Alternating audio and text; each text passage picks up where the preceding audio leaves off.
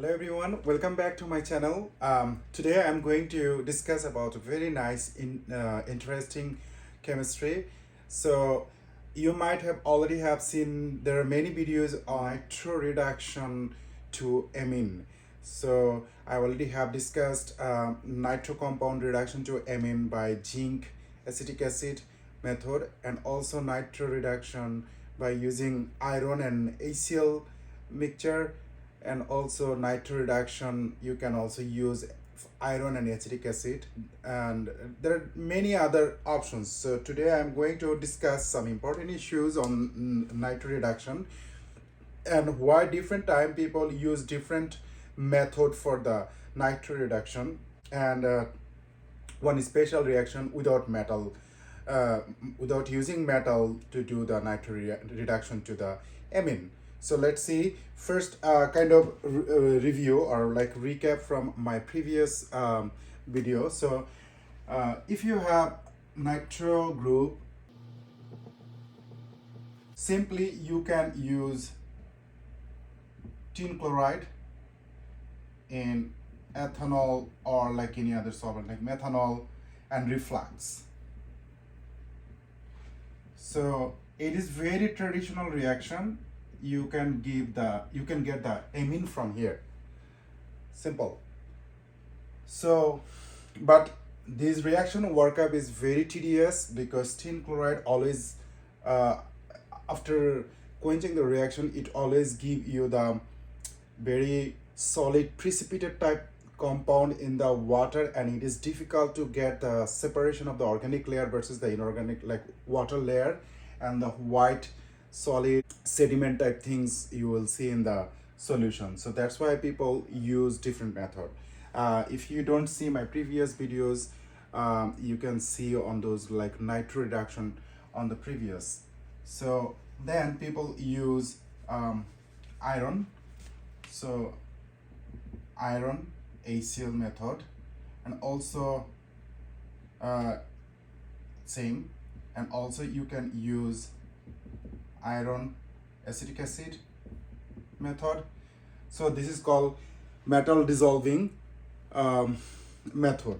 Like if you use acetic acid, iron, zinc acetic acid, also you can use indium acetic acid or like any other acid, and samarium you can use samarium. So there are many other metals you can use to do the reduction, but in some cases those metal dissolving reaction is problematic or non-compatible with the halogen present in the molecule. Suppose if you have the bromo, so the bromo will be debrominated by using the metal dissolving reduction. In some cases, iron and acetic acid can stay, like, it can keep the bromo, but zinc can reduce your bromine. So in that case, your nitro can be reduced to amine, but bromine will be kicked out. And also there are some other method to do the reduction like nitro to amine. So if you use palladium carbon and like palladium carbon and hydrogen, so it will be amine. But again, if you have the bromine, bromine will be removed by the palladium carbon, and like hydrogenation reaction, bromine will be removed. So you can also use nickel or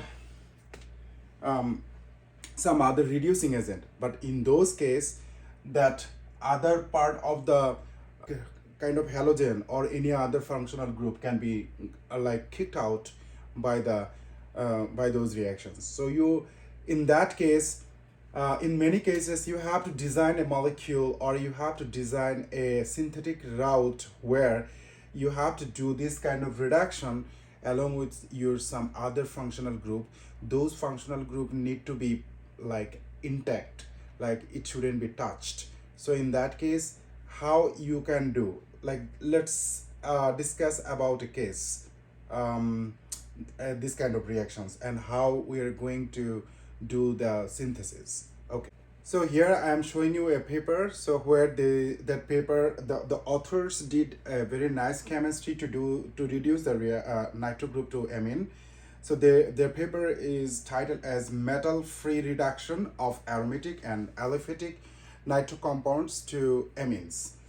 And they use like trichlorosilane mediated reaction of wide general applicability. So here is the paper. As I mentioned, the title Metal-Free Reduction of Aromatic and Aliphatic Nitro Compounds to Amine, a trichlorosilane mediated reduction, a wide general applicability. So here is the link, DOI number, or like organic letter 2015-17 volume 3941 page number. So you can look on that. So they basically used HSiCl3-A trichlorosilane. So that is very nice reagent to reduce the nitro group from aryl nitro to aryl amine, alkyl nitro to alkyl amine. So if it is alkyl, so it is easy to reduce the aromatic nitro group to the aromatic amine by using those dissolved metal or like iron HCl, iron acetic acid, or zinc acetic acid. But remember, if you have the bromo, you shouldn't use zinc acetic acid, but you can still use iron acetic acid or iron HCl method that can keep the bromo. But in some cases, if you have the nitro group in the aliphatic region, it is tough to reduce with those methods. So, but if you want to reduce the alkyl nitro group to alkyl amine, so you can easily use this reagent. It is very nice technique. Not only that, you also have many other options. Now, let's see a problem. Suppose in your molecule, you have the carbonyl group, you might have the alcohol group, you might have the bromine group, and also you have the nitro group. And you want to reduce specifically the nitro group, not other groups, like no bromo, no hydroxyl, no carbonyl group. So in that case, just make a molecule like this.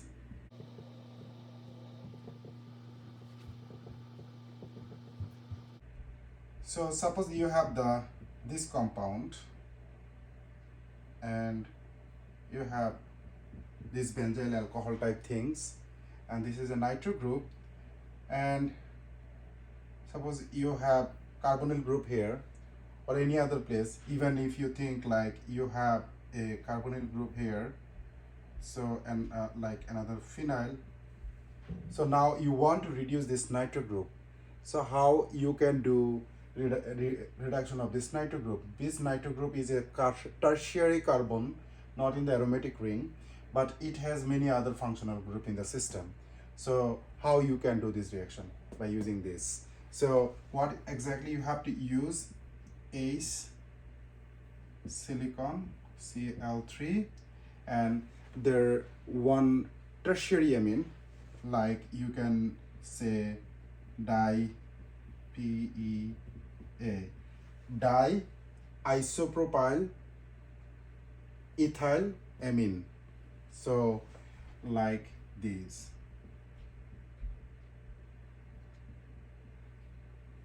So this is a tertiary amine, di-isopropyl ethyl amine as a base, and in presence of these two, and you can use anhydrous acetonitrile or anhydrous DCM, and you will get the selectively this nitro group reduced to the amine. So you can get this amine by using that.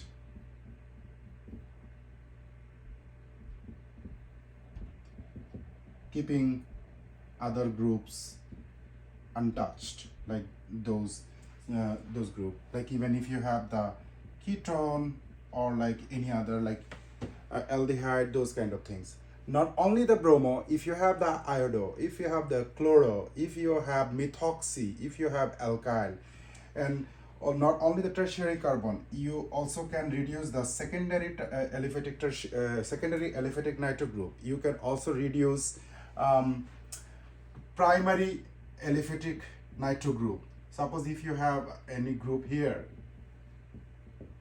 so these nitro group also can be reduced to the amine by using this method, this trichlorosilane and diisopropyl ethyl amine, in short DIPEA, in the solvent of acetonitrile and the DCM.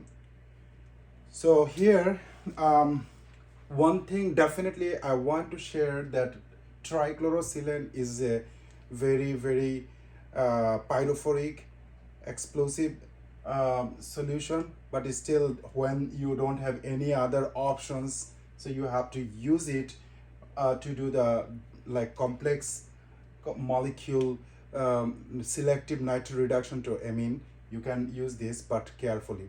People use n-butyl lithium, people use t-butyl lithium, although t-butyl lithium is very dangerous, but still in some cases people use t-butyl lithium with precautions. So this trichlorosilane also need to be taken care of very precautiously, like definitely around this bottle, or like this bottle is normally in the sealed bottle, so definitely around this, while you are taking out, around that area you shouldn't have any water source, because it is very reactive with the water. There shouldn't be any heating source, no hot plate, because this reaction is I forgot to mention, this reaction is normally 0 degrees Celsius to RT. So you don't need any heating source. This reagent, the flash point is very low, so it can, the lower the flash point, more dangerous for the flammability. So this is very flammable flammable compound or like reagent. So you have to be very careful to open or like to use or handle this trichlorosilane. But once you add it in your reaction, that is safe, you are done, and just start the reaction for 18 hours. According to the paper, you can reduce your nitro group to amine. And I will also show the video how to set up this kind of reaction, and while I am setting the reaction, how I am putting everything. Okay, let's see first the reaction mechanism of this chemistry. Okay, so here the trichlorosilane react with the DIPEA base, or like tertiary amine. It has a lone pair electron, so that lone pair electron is given to the silica, and ultimately it form a intermediate like that, where the hydrogen has a partial bond with the silicon and also make a partial bond with the nitrogen. So ultimately it break down to two different way. You can think of, like, one is chlorine silyl negative ion plus HNR3, this is a plus. Okay, so this is a one pair it is producing, and also they can make silicon dichloride and R3 and H, and it can take one chlorine from here. So this pair. So now the authors hypothesized the reaction mechanism in their paper. So by two way, one method is like by taking these ion pair, and in another method by taking these ion pair. So let's see let's see how these ion pair can work to reduce your nitro. So let's take an example of nitro group, R O minus. So nitro group normally stay as like this. So here that silyl group come closer.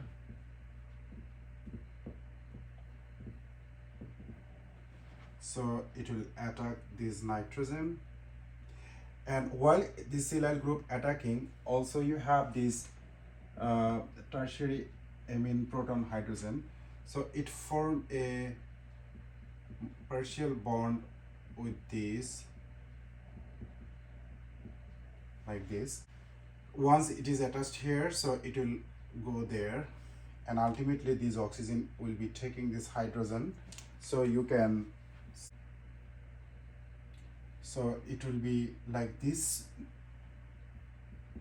trialkyl amine will be removed. So your molecule will be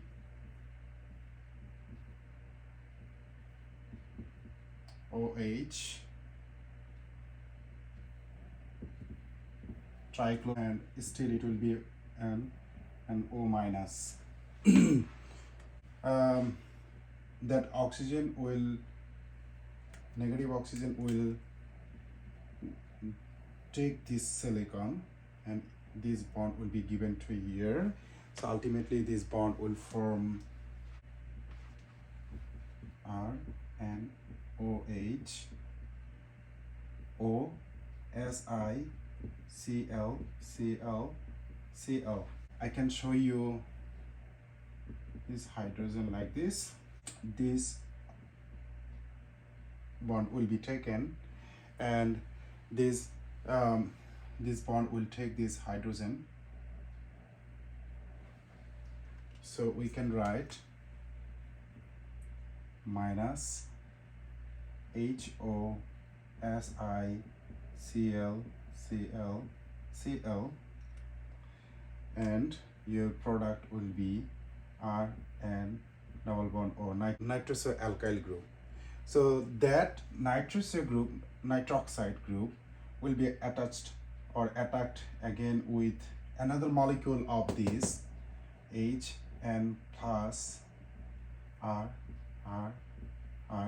so that oxygen hydrogen will form a bond like, and while it form a bond, so another group of trichlorosilane negative it will come here, and ultimately these hydrogen will come here. No, sorry, this bond will go here to take this hydrogen from that.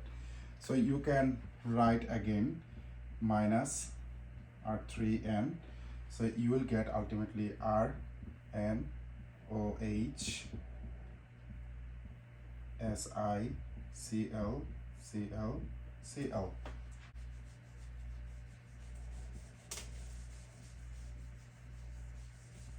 Another molecule of the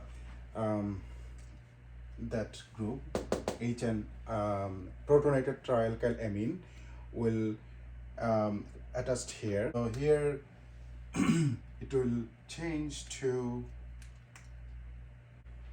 so here this molecule will be converted, like this silyl group will go here, hydrogen will go in the nitrogen, so this complex, and once it forms this complex, then it will be attached or make another hydrogen bond with this protonated trialkyl amine. In the same time, another molecule of trichlorosilane will attack in this nitrogen.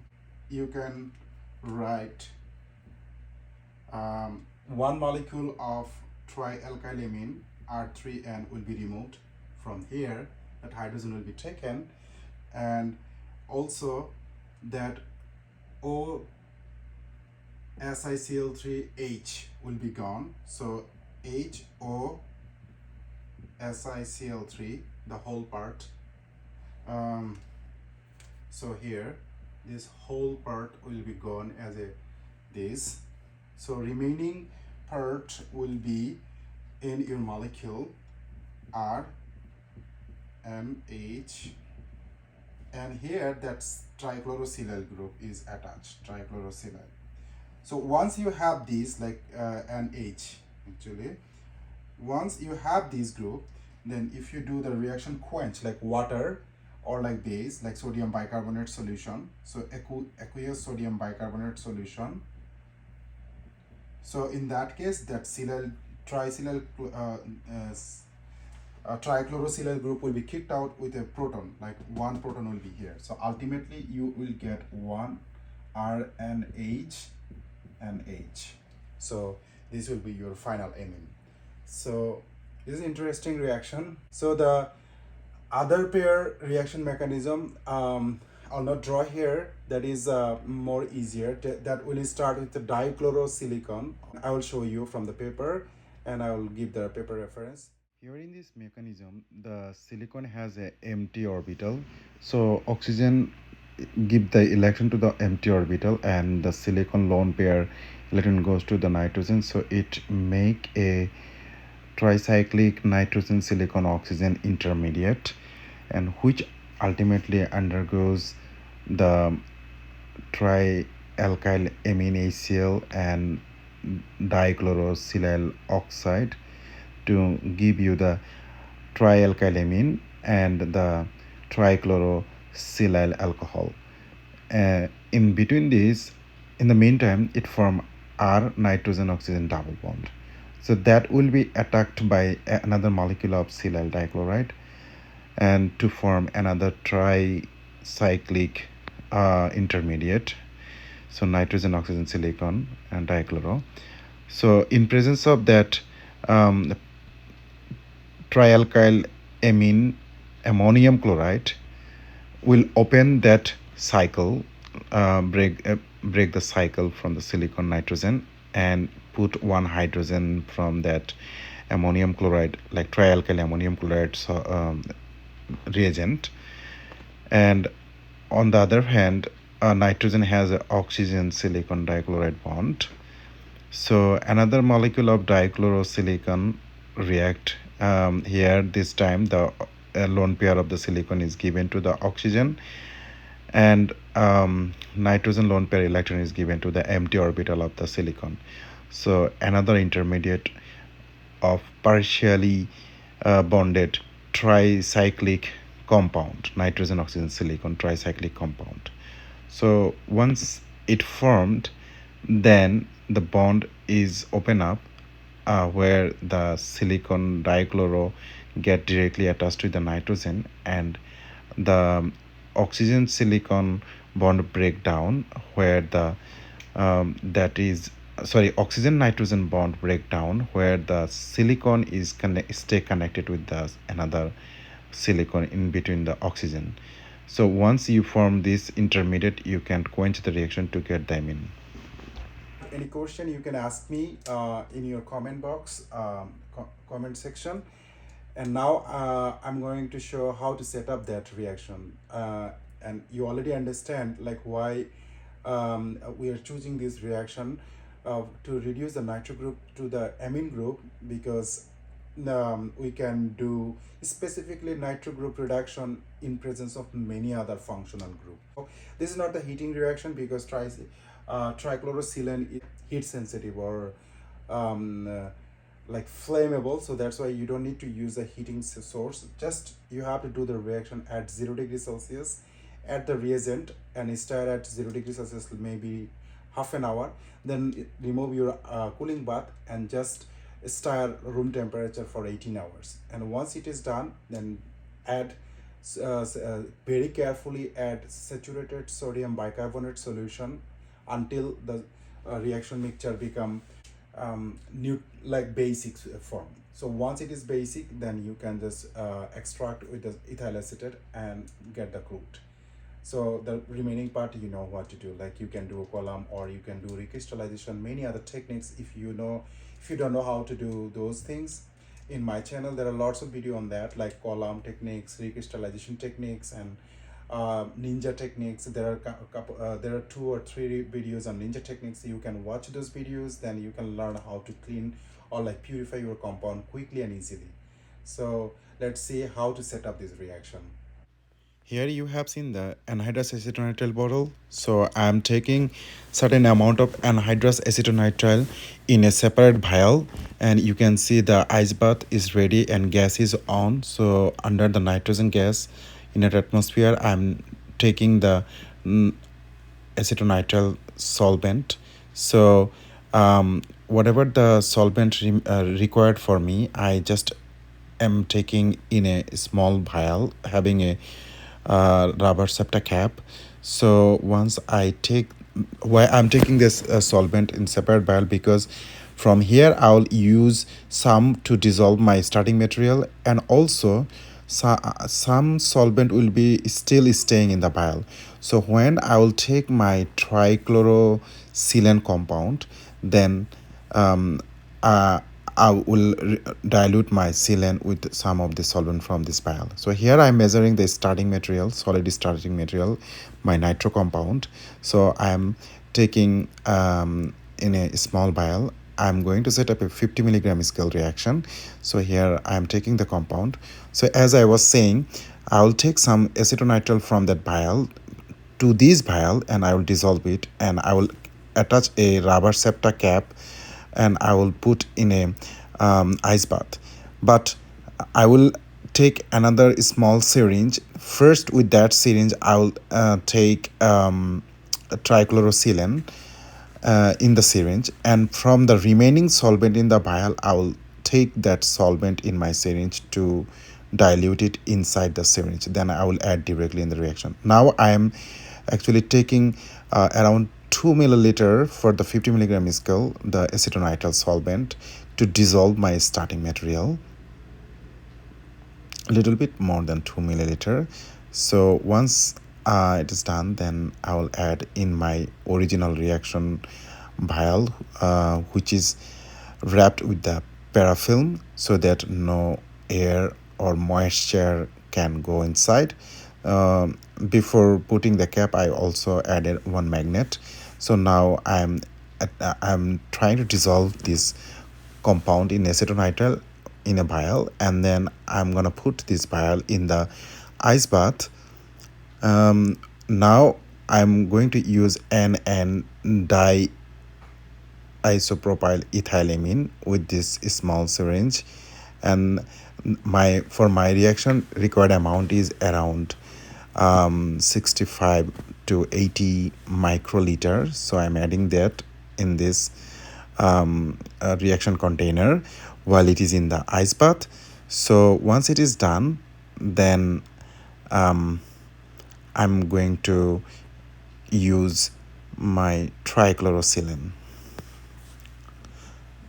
So here the bottle of trichlorosilane, it came in a tin container. So I have already taken out some trichlorosilane in the syringe, and also then once it is taken, then I diluted it with a little bit acetonitrile in the syringe from that vial, and now I'm adding that reagent like trichlorosilane in acetonitrile, slowly dropwise, very slowly dropwise. And I couldn't show how I take this because I had to use both of my hand.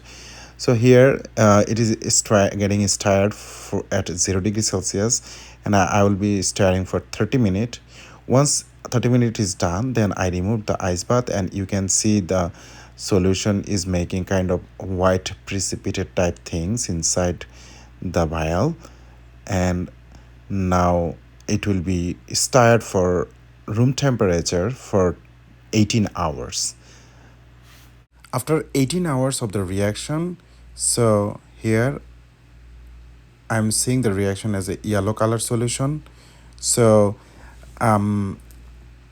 the reaction is going on, and once 18 hours is done, so I am making ready the saturated sodium bicarbonate solution. So you can see here, so with the syringe I have taken around 3 to 4 milliliter of the saturated sodium bicarbonate solution. Now I'm going to add that solution in my reaction vial, but before adding, I'm adding the one gas line inside the vial, and on the other way I am just adding my